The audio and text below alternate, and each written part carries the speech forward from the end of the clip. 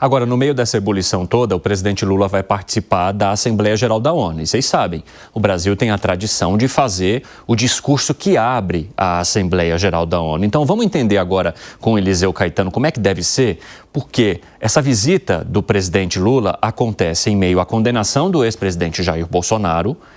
E vocês lembram, né? Essa condenação foi criticada pelo presidente Donald Trump, que chamou de caça às bruxas, perseguição, enfim.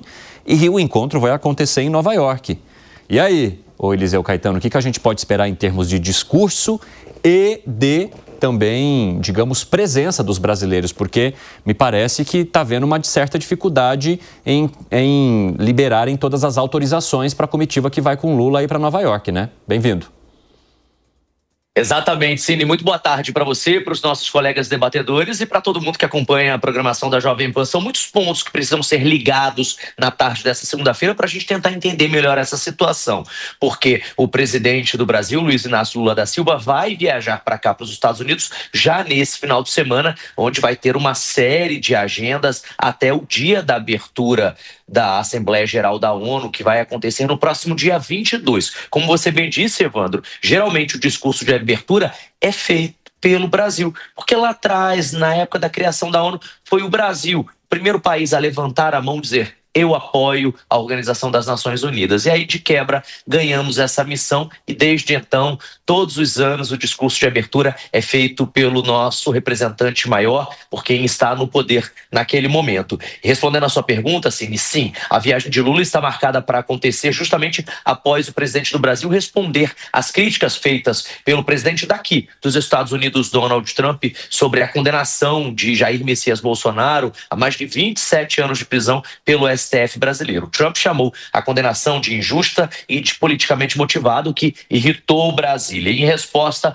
o governo do Brasil, como a gente acompanhou aqui no 3 em 1 na semana passada, divulgou até uma nota reafirmando a independência do judiciário e dizendo que o Brasil não aceita questionamentos externos e que não toma lições de democracia de ninguém. E que o STF ainda seguiu rigorosamente a nossa Constituição. O clima, Evandro, como não poderia deixar de ser, pesou entre os dois países e ficou ainda mais tenso agora, depois que os Estados Unidos anunciaram restrições para as emissões de vistos a membros de delegações estrangeiras. Essa decisão foi tomada na semana passada e muito provavelmente vai pegar todo mundo de surpresa, porque ninguém sabe quem teve o visto revogado e quem não teve. Só vamos descobrir quando essas autoridades estiverem entrando no país, se vão ser deportadas ou não. E essa medida pode muito dificultar aí a vida, né, e a vinda também de diplomatas, jornalistas e assessores até do nosso país, do Brasil,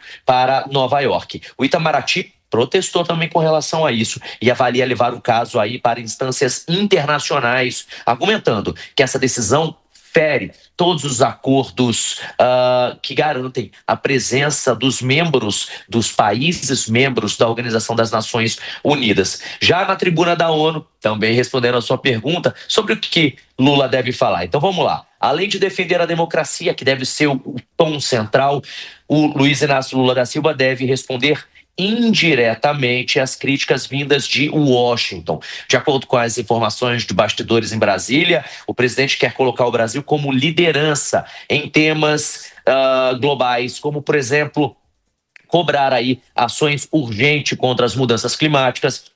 Ele também deve falar sobre a preservação da Amazônia e a transição energética. Lula ainda deve chamar a atenção para a crise humanitária na Palestina. Esse que também promete ser um outro ponto alto da fala dele, uma área em que o Brasil tradicionalmente busca manter a posição aí de equilíbrio, mas sem se omitir diante das violações de direitos humanos. Para o governo do Brasil, a Assembleia Geral da ONU será uma oportunidade, portanto, de mostrar aí que o país não está isolado e que tem voz ativa em questões centrais para o futuro do planeta, mesmo em meio às tensões, às crescentes tensões políticas e também diplomáticas. Cine. Muito obrigado pelas informações, Eliseu Caetano. Um abraço para você. Ô, Fábio Piperno, esse movimento do governo norte-americano ficar segurando a autorização de parte da comitiva de Lula é vista por alguns aliados, alguns integrantes ali da diplomacia aqui do país, como uma maneira de constranger o Brasil. A gente libera bem em cima da hora, num sinal de que vocês podem vir, mas vocês não seriam bem-vindos. E mesmo assim, o presidente Lula deve sinalizar temas que são caros para ele, mas que podem, de alguma forma, espizinhar e incomodar o presidente Donald Trump. Como é que você avalia o que está acontecendo em torno da ONU nesse movimento em que estamos em ebulição aqui no Brasil? Isso é uma chantagem mesquinha que não tem precedentes na relação entre os dois países, que já passou por outros momentos de dificuldades. Lá atrás, por exemplo, na época do governo militar, o presidente Geisel fechou um acordo nuclear lá com a Alemanha. O Washington ficou furioso da vida. Um pouco depois, houve toda a questão também dos perseguidos políticos. O governo Carter tinha uma agenda de defesa dos direitos humanos e pressionou bastante a ditadura brasileira, mas nada que chegasse a esse ponto de estremecimento injustificável, por sinal. Agora, também é verdade que o presidente Trump ele dá um pouco assim, a sensação de que ele é um personagem que entra num lodaçal. Então ele tem chance de sair. Mas ele começa a se mexer tanto que vai afundando. Vejam, ele assume com a promessa de acabar com todos os conflitos mais agudos em poucos dias. 8 meses depois, esses conflitos eles acabaram escalando, eles se encontram em pontos muito mais graves e ele abriu muitas outras zonas de atrito em todas as partes do mundo. E no caso do Brasil especificamente, as sanções aplicadas contra o Brasil, por mais que tenham causado prejuízos a alguns setores, de qualquer forma, não abalaram de forma alguma o país, muito menos o governo e tampouco o seu judiciário, que reagiram todos eles com soberania e altivez e vai continuar assim. Mas pode aplicar a lei Magnitsky contra alguém? Uai, paciência, quer dizer, essas autoridades, elas já estão conscientes de que isso pode acontecer. E tem mais uma coisa, o presidente Trump não vai ficar para sempre. Os republicanos não terão maioria para sempre. Daqui a pouco eles podem perder essa maioria e esse endurecimento todo cai.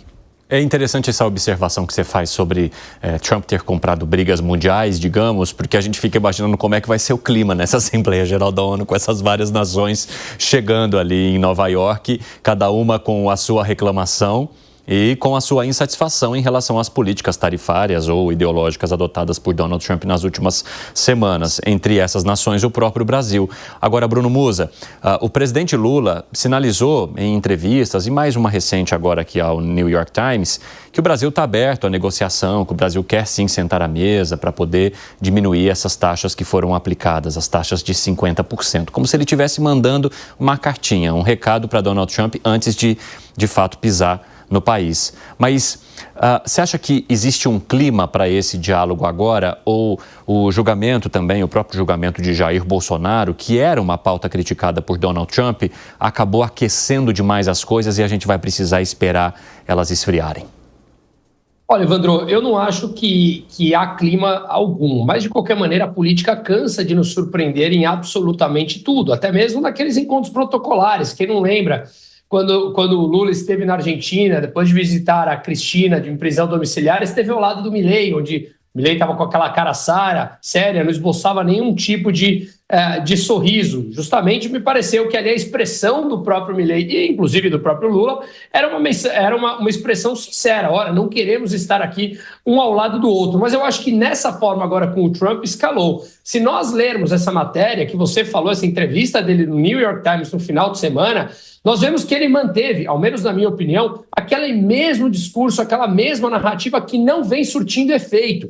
Veja, eu já falei inúmeras vezes aqui e repito bem objetivamente. Eu concordo com os diagnósticos que o Trump tem feito em relação às disfunções do comércio internacional, que acarretou, desde os anos 80 ali, em déficits em conta comercial e déficits em conta corrente do próprio Estados Unidos, até porque os governos acabam interferindo demais. A China desvalorizou sua moeda do dia para a noite em 1994, a mantém desvalorizada até hoje, de forma artificial. Tudo isso gera disfunções dentro de um comércio mundial como um todo. Então, eu concordo com o diagnóstico, não concordo com as soluções de tarifas, entendo em certo grau, mas não concordo filosoficamente com elas. Mas em meio a tudo isso, nós vimos na entrevista ao New York Times, onde o Lula falou mais uma vez daquela condição do Brasil com relação aos Estados Unidos em ter um superávit e não ter um déficit. Os Estados Unidos batendo naquela mesma tecla, onde o resultado não é isso.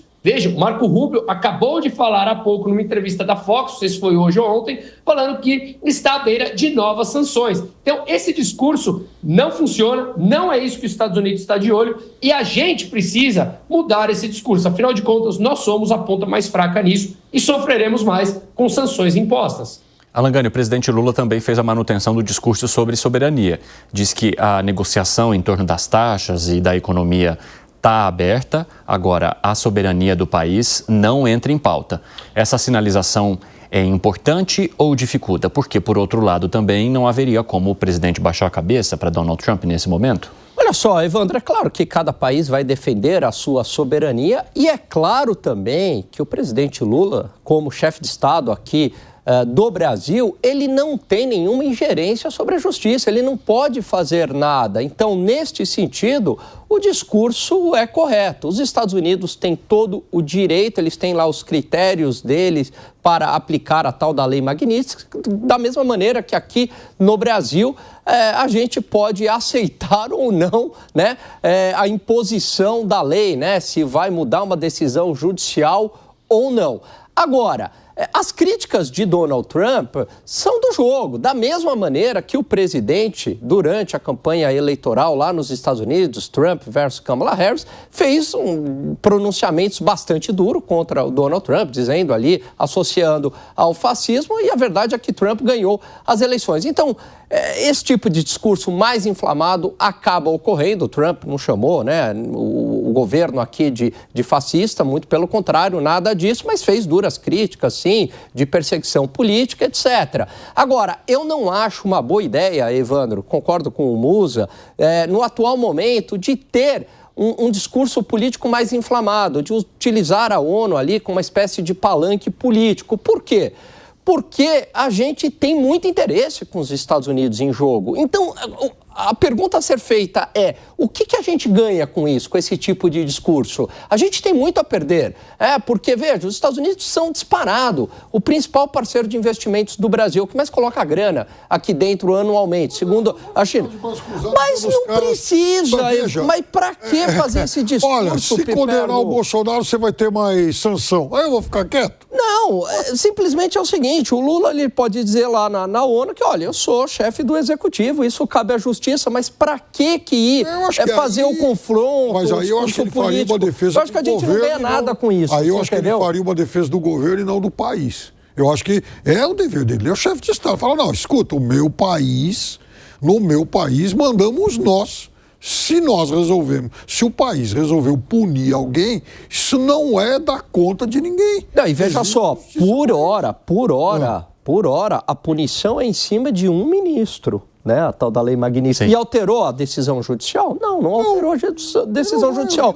Então não há motivo para fazer um discurso mais inflamado. O Musa levantou a mão lá rapidamente. Diga. Esse é o grande ponto, Piperno. Rapidamente, eu entendo o que você está falando, mas o meu grande ponto aqui, acho que é a mesma coisa que o Alan está falando, e volto naquilo, gerenciamento de risco. Se realmente isso escalar, não adianta, independente do espectro de cada um, nós temos muito mais a perder, muito mais. Mas muito mais, infinitamente mais. E, portanto, isso é deletério. Eu entendo o que você está falando, tá? De verdade entendo mesmo. Mas o ponto é, a gente precisa entender esses riscos. Será que estamos dispostos a pagar esse risco, a tomar esse risco dessa forma? Ou vale a pena sermos estratégicos e mudar o discurso? Esse é o grande ponto, entendeu? Porque as dores, elas podem ser fortes nessas sanções comerciais. Não estou falando das sanções da Magnitsky, não. Mas das sanções comerciais como um todo, né? Fala, Piperno. Arremate. Eu acho que o país tem passado bem pelas primeiras sanções comerciais e o Brasil está se abrindo para outros blocos, para outros parceiros e até agora, na verdade, não só pelo que fez em relação ao Brasil, mas pela forma como age em relação ao mundo, a economia americana é quem está apresentando sinais muito mais preocupantes até aqui. Pessoal, eu quero trazer também um pouco de situação relacionada à Rússia daqui a pouco, para a gente continuar o nosso bate-papo fora do quintal. Mas antes, deixa eu só trazer aqui uma apuraçãozinha que eu fiz rapidamente, Gani, sobre a questão do projeto da anistia e se haveria a possibilidade dele levar pelo menos a redução de penas a crimes relacionados ao Estado Democrático de Direito. E aí eu mandei uma mensagem aqui para o Dr. Matheus Falivene, que sempre conversa conosco aqui no 3 em 1, e ele respondeu o seguinte: como os crimes contra o Estado Democrático de Direito não são considerados hediondos, a anistia não é vedada. Sendo assim, seria possível a aprovação de uma lei de anistia pelo Congresso Nacional, extinguindo a punibilidade pelos crimes eventualmente cometidos. Não há previsão legal para a anistia reduzir a pena. O que pode ocorrer para que as penas sejam reduzidas, é o Congresso Nacional modificar os crimes contra o Estado Democrático de Direito, prevendo penas menores ou até mesmo abolindo alguns deles. Então, o Congresso Nacional discutir anistia para redução de penas de crimes relacionados a este caso, segundo Matheus Falivene, seria impossível, a não ser que eles alterem a lei, reduzindo o tamanho das penas que estão previstas hoje na Constituição. Agora, como a gente contou para vocês, por não ser um crime hediondo, a anistia até poderia ser aprovada. A questão é, depois ela vai bater no Supremo Tribunal Federal e provavelmente no entendimento de boa parte dos ministros, essa anistia seja derrubada exatamente por atentar contra a democracia aqui no país. Olha, eu quero aproveitar agora e receber os nossos amigos da rádio que estão se juntando para a gente conversar em todas as plataformas. Bem-vindos vocês que nos ouvem. Eu sou o Evandro Cini e é muito bom ter vocês por aqui para a gente trazer informação, opinião crítica pela próxima 1 hora. Esclarecida a sua dúvida, Alan Gani? Muito bom. Aliás, né, ficou ali numa zona cinzenta mesmo, né? Negócio complexo, mas ótimo. É bom, o Zap nessas horas resolve. Tem muita gente reclamando que o Zap atrapalha em alguns momentos porque a gente passa a trabalhar em horários que não deveríamos, mas em outros ele é bastante útil, né, seu Fábio Piper? Tem só uma coisa rápida que o Zé Maria sempre chamou a atenção. Eu fui ler o projeto e realmente existe lá e os legisladores têm que tomar muito cuidado com isso, que é, por exemplo, a redução de penas ou a extinção do crime por organização criminosa. Sim. Então, tem muito parlamentar que escreveu isso mirando, por exemplo, crimes cometidos por políticos, mas bandidos de grandes organizações e tal já estão excitados com essa possibilidade de também se beneficiar disso. Estão criando um movimento de apoio ao projeto.